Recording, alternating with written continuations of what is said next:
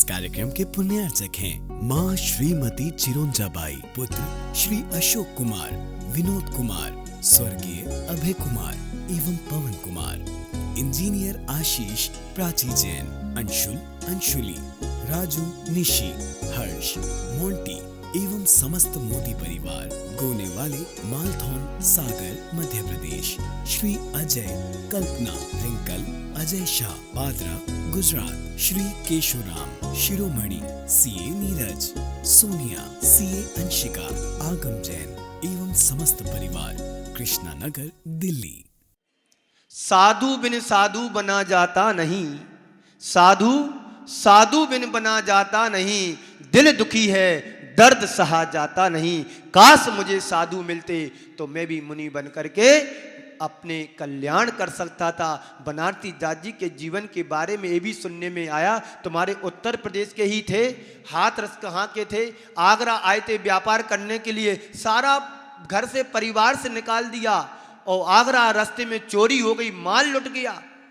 बनारसी दास जी के जीवन को तो पढ़ो, आंखें खुल जाएंगी, आंसू आ जाएंगे। कितनी प्रतिकूलता उनके जीवन में आई, पर वो अपने जीवन से हार नहीं माने और उन्होंने अपने जीवन का कल्याण कर लिया होगा। ग्रंथों को उन्होंने समय सार को घोंट करके पी लिया। पूरे इलाके में उत्तर प्रदेश में समय सार की चर्चा चलती थी, हर घर में समय सार बांचा जाता था। वो थे बनारसी दास जी। और उन्होंने कहा है कि यदि साधु होते तो मैं दिगंबर साधु बनकर के अपना कल्याण कर लेता था। वो एक कमरे में नग्न होकर के साधना करते थे। वो थे बनारसी दास जी। लेकिन जो साधु की निश्चिंता होती है, वो कितनी बनावटी कर लो कभी निश्चिंता नहीं आ सकती है। आप साधुओं की कीमत नहीं समझते हैं। साधु को तो तुमने समझ लिया झोला छाप है, अकेले हैं, दुकेले हैं, बिना आज्ञा में एक टिप्पणी करने वाले लोग अनेक मिल जाएंगे। लेकिन उनकी महत्ता को समझने वाला तो बिरला ही सम्यक दृष्टि जीव होता है, जो साधु मार्ग को समझता है, साधु के पथ को समझता है। तो बनारसी दास जी के जीवन से पूछो कि साधु जीवन क्या होता है। क्योंकि जो तपन से झुलस रहा हो उसी को छाया की कीमत पता होती है। जिसको तपन ही अच्छी लग रही हो वो छाया की ओर क्यों जाएगा।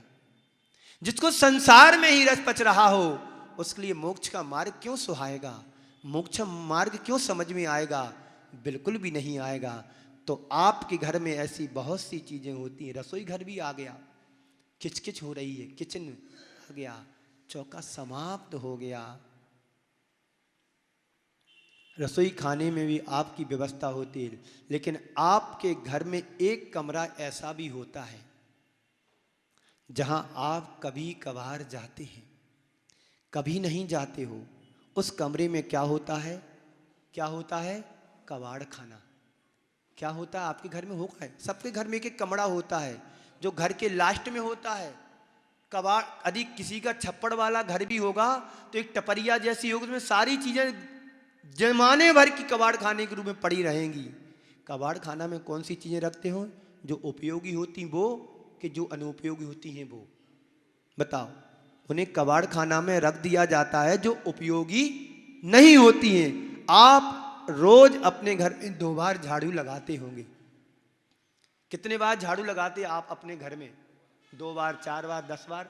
जब कचरा आया तभी झाड़ू लगा दी। और कचरा निकालना तो हमारा काम है। घर में गंदगी कौन देखेगा, घर में गंदगी कौन पसंद करेगा, कोई भी पसंद नहीं करता है। मंदिर भी है तो माली कम से कम 1 बार झाड़ू तो निकालता ही निकालता है। तो आप अपने घर में झाड़ू निकालते हो तो कम से कम 2 बार झाड़ू लगाते हो। और झाड़ू लगाकर क्या करते हो, कचरे को घर में रखते हो कि बाहर फेंक देते हो? कचरा, कूड़ा कचरे को बहारते हो। जितना कूड़ा करकट दिखता है सब तुम क्या करते, बाहर फेंक देते हो। कूड़ा कड़कर बाहर फेंकते समय मन में कोई आपको लगाव होता है कि कचरा फेंक रही, मेरा है, बड़ा प्रिय कचरा था, अब हम फेंकने जा रहे हैं? लगाव नहीं होता है। या किसी प्रकार की ऐसी कोई प्रतिक्रिया मन में नहीं होती है। यह सोच करके उपेक्षित भाव से त्याज्य मानते हुए, अनुपयोगी मानते हुए, उपयोग शून्य मानते हुए आप अपने घर से कूड़े कचड़े को रोज बाहर निकाल देते हो। क्यों? क्योंकि वह अनुपयोगी है, हमारे काम का नहीं है। कचरा है, डस्टबिन में डाल दो, ये हमारे कोई काम का नहीं है, क्योंकि वह अनुपयोगी है, वह हमारे लिए काम का नहीं है। कबाड़ खाने में पड़ी हुई चीज़ें भी अनुपयोगी होती हैं। संत कहते हैं, जैसे इन अनुपयोगी चीज़ों को फेंकते समय तुम्हें कोई मोह नहीं करते हो, एक पल भी फेंकने में समय नहीं लगता है, उन्हें आप फेंक देते हैं। आचार्य कहते, बस यही सच्चे ज्ञानी की पहचान है। जो आत्मज्ञान को प्राप्त कर लेता है, उसे कुछ छोड़ने में मोह नहीं होता है। वह जानता है कि यह अनुपयोगी है, यूजलेस है। हम दो स्थितियों में चीज़ों को छोड़ने के लिए तैयार हो जाते हैं। एक समय तो वो आता है जब हमारे सामने उस चीज़ के सामने कोई दूसरी अच्छी वस्तु आ जाती है, तो उसको हम छोड़ने में तैयार हो जाते हैं। और दूसरी वह स्थिति होती है कि वो हमारे लिए उपयोगी नहीं है या उसकी उपयोगिता खत्म हो जाती है। तो ऐसी दो स्थितियां हमारे जीवन के साथ बनती हैं, जिससे हम परवश किसी चीज को छोड़ने के तत्पर हो जाते हैं। आचार्य भगवंत कहते हैं, त्याग के लिए भी दो चीज़ें हमें ध्यान रखने की ज़रूरत है। जब आत्मा की वास्तविकता का बोध हमें हो जाता है, तो संसार की सभी चीज़ें अनुपयोगी लगने लगती हैं, हमारे काम की नहीं है, यूजलेस हैं। और जिनको उपयोगी लगने लगती हैं, उनके लिए यही कहते हैं, साम्राज्यम सार्वभौमम चे जनत्रमिवा भवेत्। हे भगवान, आपने सारी चीज़ों का त्याग कर दिया। कैसे त्याग किया? मुमुक्षो चक्र लांछनम। हे भगवान, आपने चक्रवर्ती जैसे वैभव का त्याग कर दिया है। कैसे त्याग किया? जड़त तृणमिवा भवेत्। इसका अर्थ क्या हुआ? जैसे आप जीर्ण शीर्ण तिनके का त्याग कर देते हो, छोड़ देते हो, आपकी दृष्टि उसमें कोई मूल्य नहीं रहता है। जैसे घास का तिनका मूल्यहीन है, पर वह घास का तिनका भी कभी कभी झाड़ू बनाने के काम आ सकता है, उसकी उतनी ही कीमत है। शक्ति बिल्कुल क्षीण हो गई है जो घास का तिनका है, लेकिन एकदम कमजोर हो गया है, वह तिनका किसी के काम का नहीं, उपयोग का नहीं है। भगवान, आपने चक्रवर्ती जैसे वैभव को, चक्रवर्ती जैसे पद के लिए आपने सड़े गड़े तिनके की तरह क्या कर दिया? छोड़ दिया है, त्याग कर दिया है। आपके मन में एक पल भी संकोच नहीं आया, आपने उन्हें एक झटके में क्या कर दिया? छोड़ दिया। जैसे कोई जड़त छोड़ देता है। बंधुओं, एक तो यह दृष्टि है, जिस मनुष्य के भीतर अंतर्दृष्टि उत्पन्न हो जाती है, वह त्याग की चरम सीमा को प्राप्त कर लेता है। ऐसी आत्मदृष्टि से संपन्न साधक अपने अंदर से तो सब कुछ छोड़ ही चुका होता है। बाहर से व्यक्ति छोड़ पाए ना छोड़ पाए, छोड़ने का श्रद्धान हमारे मन में होना चाहिए। जो जोड़ा है वह मेरा स्वभाव नहीं है, मैंने जो जोड़ा वह मेरा निजी नहीं है, जो जोड़ा वह एक दिन छूट जाने वाला है, शाश्वत नहीं है, अशाश्वत है, आज नहीं कल छूटने वाला है। मैंने अपने जीवन में अब तक जो पल जोड़ने में बिताए, जो मेरे नहीं और मेरे यह नादानी रही कि जिसे मुझे जोड़ना चाहिए था वो मैंने जोड़ा नहीं है, जिसे मुझे संजोना था वह मेरा नहीं है, पर मैंने सारी शक्ति किस में लगाई? जो छूटने वाला है उसको जोड़ने में लगाई। यहाँ पर भी बहुत सारे लोग बैठे हैं, रोज जाते हैं व्यापार करने के लिए, शाम को आते हैं, रोज कमाते हैं, रोज खाते हैं। यदि वो अपनी शक्ति को थोड़ा सा 1 घंटे का समय निकाल करके प्रभु के चरणों में लगा दें, तो तुम्हारी 23 घंटे की शक्ति क्या हो जाएगी? तुम्हारे पास जमा हो जाएगी। जो 1 घंटे का पुण्य तुम्हारा रहेगा, वो सारा का सारा पुण्य तुम्हारे 23 घंटे को संभालेगा। और हमारे पास यदि पुण्य नहीं है तो आप कितना भी बाहर से जोड़ लेना, कुछ जुड़ने वाला नहीं है, और जुड़ेगा भी एक दिन तुम्हें छोड़ करके जाना पड़ेगा। तो त्याग के पीछे यही दर्शन छिपा है कि पराई चीज को पराई मान करके उन्हें अपने जीवन के लिए अनुपयोगी मान करके यह मानो कि मोक्ष मार्ग में इनका कोई महत्वपूर्ण स्थान नहीं है। आत्म कल्याण में बाधक तत्व है, संसार अभिवर्धन के हेतु हैं, इनके माध्यम से हमारा संसार बढ़ने वाला है। ऐसी धारणा और श्रद्धा जिस मनुष्य के अंदर जन्म ले लेती है, उसके लिए संसार की हर चीज़ अप्रासंगिक बन जाती है, वे उसके लिए अर्थहीन लगने लगती हैं। लेकिन जिन्हें संसार की चीज़ें ही अर्थपूर्ण दिखती हैं, वे उनके पीछे अनेक प्रकार के अनर्थ करते रहते हैं। आज तक का सारा अतीत हमें यही बताता है कि ऐसी ही अनर्थकारी प्रवृत्तियां पीछे चली आई हैं। हम उन्हीं में रचे पचे हैं जिससे हमारे संसार की अभिवृद्धि हो रही है। तो बंधुओं, जीवन के वास्तविक अर्थ को समझें, जानने की कोशिश करो। त्याग धर्म हमारे लिए यही प्रेरणा देता है कि जब भी कुछ त्याग करने की बात आए, यह मान करके चलना कि मैं त्याग कर रहा हूं, वह मेरा नहीं है। जो हम त्याग करने के लिए भावना भा रहे हैं वह मेरा नहीं है। त्याग भी दो तरह का होता है, एक त्याग होता है और एक अंश का दान होता है। त्याग सर्वस्व का किया जाता है, दान अंश का किया जाता है। त्यागी वृत्ति होते हैं, जो महावृत्ति होते हैं, वे संपूर्ण के त्यागी होते हैं, और जो ग्रस्त होते हैं वो दान के रूप में, एक अंश के रूप में त्याग करते हैं। इसलिए एक बार ऐसा हुआ, कंजूस सेठ था। यहाँ पर सब धनी लोग बैठे, कोई कंजूस नहीं है, पर दूसरे गांव की चर्चा सुना रहा हूं। एक बार ऐसा हुआ कि एक कंजूस सेठ था, वह गंभीर रूप से बीमार हो गया। डॉक्टरों को दिखाया गया। डॉक्टर ने कहा कि आपकी स्थिति बहुत गंभीर है, मैं कोशिश करूंगा बचाने की। 72 घंटे लगेंगे, आपको एक इंजेक्शन दिया जाएगा और उससे 72 घंटे में आपका स्वास्थ्य ठीक हो सकता है। डॉक्टर से पूछा गया कि भाई इसमें खर्चा कितना आएगा?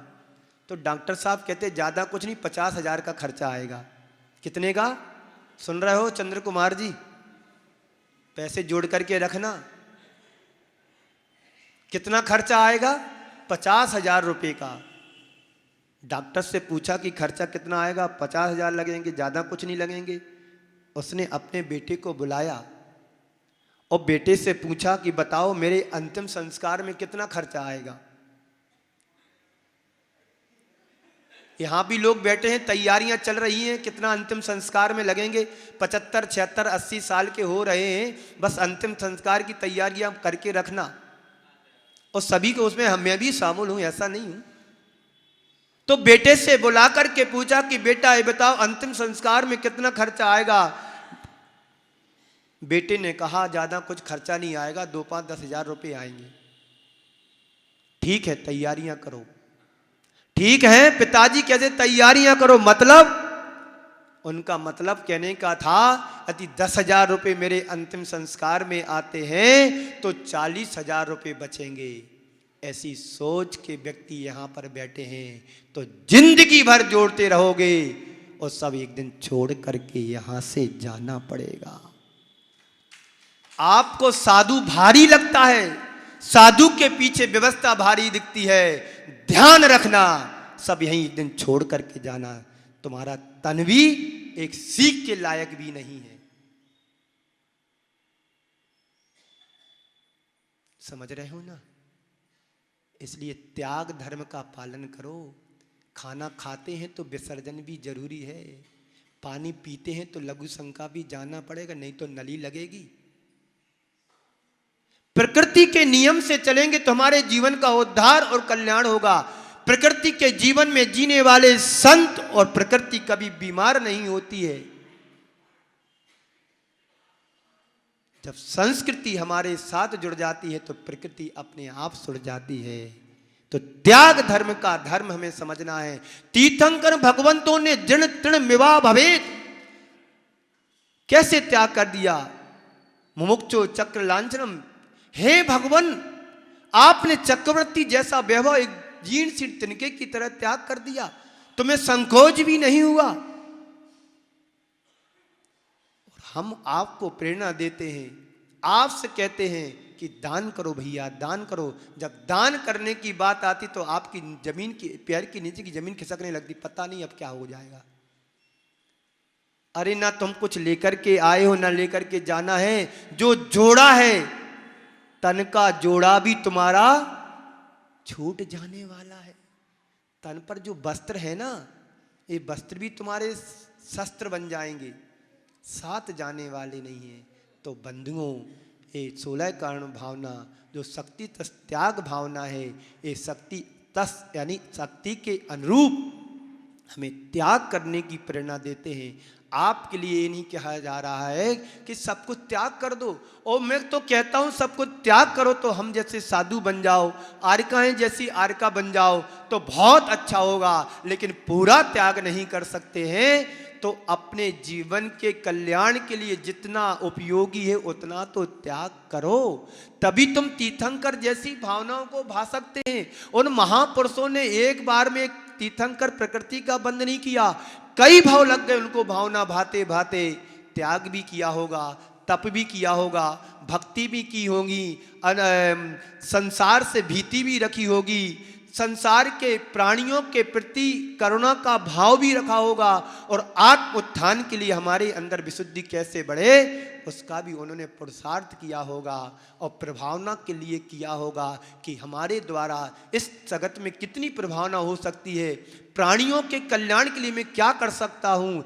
ऐसी भावना यदि हमारे जीवन अंदर पलती है, उत्पन्न होती है, तो हम लोग ही तीर्थंकर जैसी प्रकृति का बंद कर सकते हैं। बंधुओं, ये भावनाएं हमारे जीवन के कल्याण और उद्धार के लिए है, ना कि किसी दूसरों को सुनाने के लिए नहीं है। अपना कल्याण करना चाहते हो तो हम अपने कल्याण के लिए इन भावनाओं को भाएं, चाहे 12 भावना हो, चाहे वैराग्य भावना हो, चाहे सोलर कारण भावना हो, और कोई भावना पाओ, पर दुर्भावना से बचे रहोगे जिंदगी का कल्याण हो जाएगा। और दुर्भावना हमारे भीतर पलती रहेगी तो तुम कितना भी जोड़ करके रखना, तुम्हारा कल्याण होने वाला नहीं, अकल्याण ही होगा। इस कार्यक्रम के पुण्यार्चक थे माँ श्रीमती चिरोंजाबाई, पुत्र श्री अशोक कुमार, विनोद कुमार, स्वर्गीय अभय कुमार एवं पवन कुमार, इंजीनियर आशीष, प्राची जैन, अंशुल, अंशुली, राजू, निशी, हर्ष, मोंटी एवं समस्त मोदी परिवार, गोने वाले, मालथौन, सागर, मध्य प्रदेश, श्री अजय, कल्पना, रिंकल, अजय शाह, बादरा, गुजरात, श्री केशुराम, शिरोमणि, सीए नीरज, सोनिया, सीए अंशिका, आगम जैन एवं समस्त परिवार, कृष्णा नगर, दिल्ली।